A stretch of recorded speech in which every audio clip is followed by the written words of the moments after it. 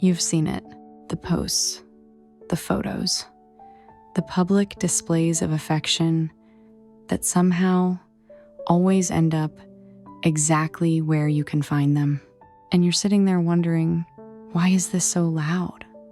Why is it so visible? Why does it feel like it's being pointed directly at you? Because here's the thing. When a narcissist moves on, they don't just move on. They make sure you know about it. They make sure everyone knows about it. And that's not an accident.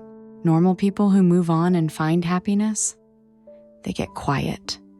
They turn inward. They focus on the new relationship.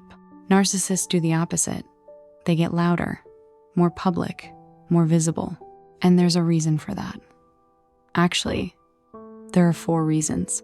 And once you understand all 4, you'll never look at those posts the same way again. Before we get into the reasons, let's establish something important. What you're watching isn't a relationship. It's a performance. And every performance needs a stage, a script, and an audience. You are the audience. The new supply isn't being loved. They're being used as a prop in a production designed specifically to affect you, to manipulate you, to control what you think, what you feel, and what you believe about yourself and about them. That's not love on display. That's strategy. And the sooner you see it as strategy, the sooner you can stop letting it work. Here are the 4 reasons they're doing this. The first reason is about story. Specifically, whose version of the story people believe. Here's what a narcissist fears more than almost anything: being exposed, being seen as the problem, having people know what actually happened behind closed doors, because they know what happened. They know what they did. And they know that if your version of events gets out, if people hear what you experienced, their image takes a hit, so they get ahead of it.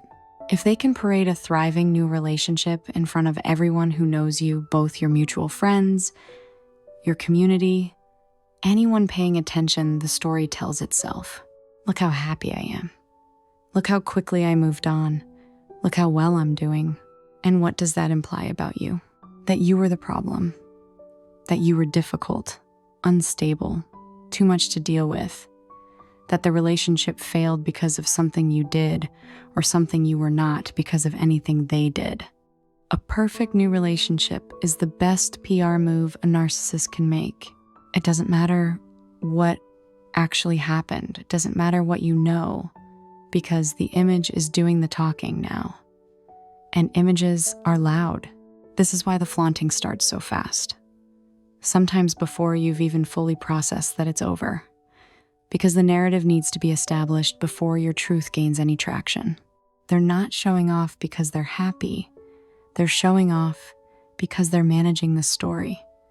And right now, the story is, they won, you lost.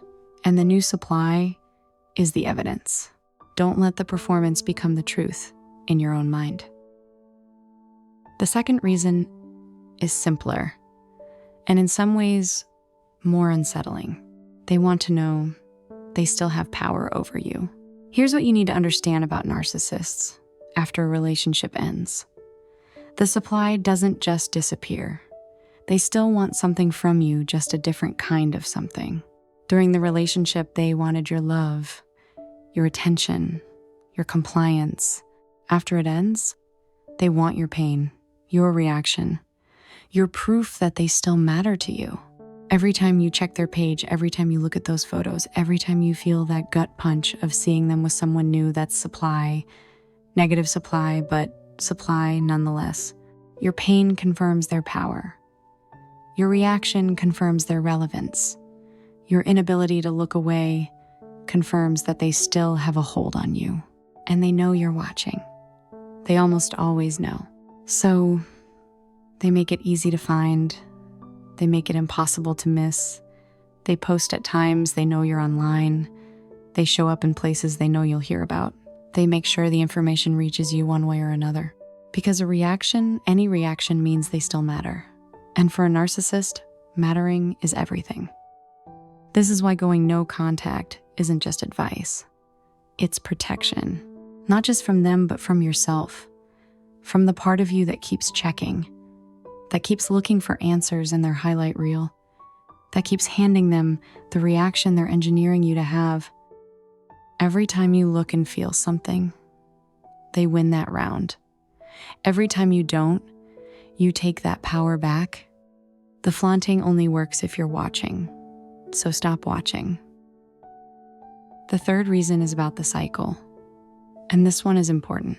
What you're seeing when you look at those posts, the affection, the effort, the happiness, the way they seem so different with this person that's real, in a very specific, very temporary way, that's the idealization stage.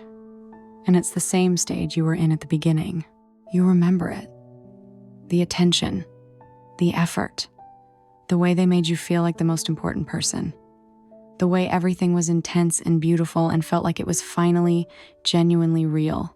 That's what the new supply is experiencing right now. And that's what you're seeing on display. But here's what you're not seeing. You're not seeing what happens when the camera's off. You're not seeing the moments that don't make it to the feed. You're not seeing the first time the new supply sets a boundary, asks for something real, stops performing perfectly. You're seeing the highlight reel of a stage that has an expiration date, because the idealization stage always ends. That's not speculation. That's the pattern. That's how the cycle works. Idealization leads to devaluation, leads to discard. Every time. With everyone. You lived through what comes after the beginning. You know what the middle and end look like. The new supply doesn't yet. And here's what makes this particularly cruel. The narcissist isn't just naturally in this stage. They're displaying it, amplifying it, making sure it's visible and documented in public, because they know how good the beginning looks. They know what it communicates.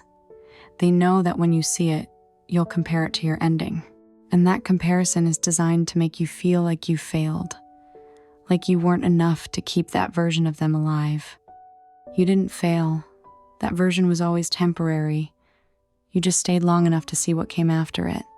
The new supply is still in the part you already survived. The fourth reason is the one that cuts deepest, because it's the most personal. They need to win, and they need you to know they won. Here's what you need to understand about how a narcissist processes the end of a relationship, especially one where you started seeing through them, where you set boundaries, where you stopped performing the role they needed you to play. That's not just a breakup to them, that's a threat to their self-image. Because if you left or if you stopped being controllable, it means something went wrong in their production.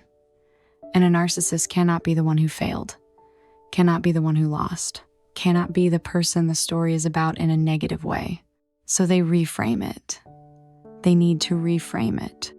The new relationship isn't just a new relationship. It's proof, evidence, a visible, public declaration that they are fine, better than fine, that they are thriving, that leaving you or losing you was not a loss at all. It's a smear campaign without words. Every post says what they won't say out loud. I won. You lost. I'm better off. You were the problem. Look at my life now. And they need you to see it. They need mutual friends to see it. They need anyone who might have been on your side to see it and question themselves. Because if they can convince the audience that they won, if the performance is convincing enough, then the narrative is theirs. The story is theirs. And your experience gets buried under the weight of their image. But here's what winning actually looks like for a narcissist. It's not happiness. It's not love. It's not genuine connection. It's control. It's image. It's the appearance of being fine, while never actually dealing with a single thing inside themselves. That's not winning. That's performing winning. And there's a significant difference. Real winning is doing the work, healing, growing, building something genuine. You're doing that. They're staging it. So let's bring this all back to where it matters. They're flaunting the new supply to control the narrative, to make sure their version of the story is the one people believe. They're flaunting to get a reaction from you because your pain confirms they still have power. They're flaunting the idealization stage because they know how good the beginning looks compared to the ending you lived through. And they're flaunting to prove they won because they cannot tolerate the idea that losing you was a loss. None of this is about the new supply. None of this is about love. None of this is even really about the new relationship. It's about you, your attention, your reaction, your pain, your belief that they're fine and you're not. And here's the hard truth. Every time it works, every time you check, compare, spiral, feel smaller, you're giving them exactly what the performance was designed to extract from you. So, what do you do with this? You stop being the audience. You recognize the performance for what it is, a campaign, not a relationship. An image, not a reality. A strategy, not happiness. You go no contact, not just physically, but mentally. You stop checking, stop analyzing, stop looking for evidence of their happiness or their misery. Because neither one changes what you lived, neither one changes what you know, and neither one is any of your business anymore. Your healing cannot be built on their highlight reel. Your worth cannot be measured by their performance. Your peace cannot depend on them failing publicly enough for you to feel vindicated. You already know the truth. You lived it. That's enough. You don't need the world to see it too. The next time you see them flaunting the new supply, the posts, the photos, the public happiness, remember what you're actually looking at. You're looking at narrative control, image management, a reaction they're engineering, a stage they've already been on before with someone else. You're looking at a performance, not a life. And you were never supposed to be in the audience in the first place. Real happiness doesn't need an audience. Real love doesn't need witnesses. Real healing doesn't get posted for the person you left to find. What they're showing you is designed to make you feel like you lost something worth keeping. You didn't. You lost the performance.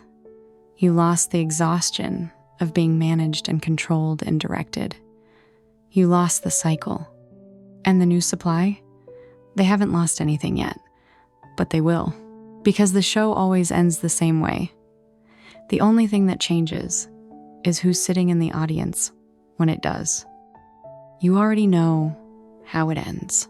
So close the curtain, walk away from the stage, and go build something real.